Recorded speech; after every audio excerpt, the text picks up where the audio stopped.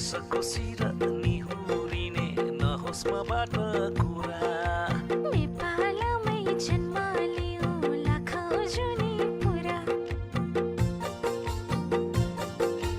त्यसको सिर निहुरिने नहोस् मबाट कुरा नेपालमै जन्म लियो लाखौँ जुनी पुरा भन्दिनन् आमा बुवा हैनन् कोही पनि भन्दिन छोरा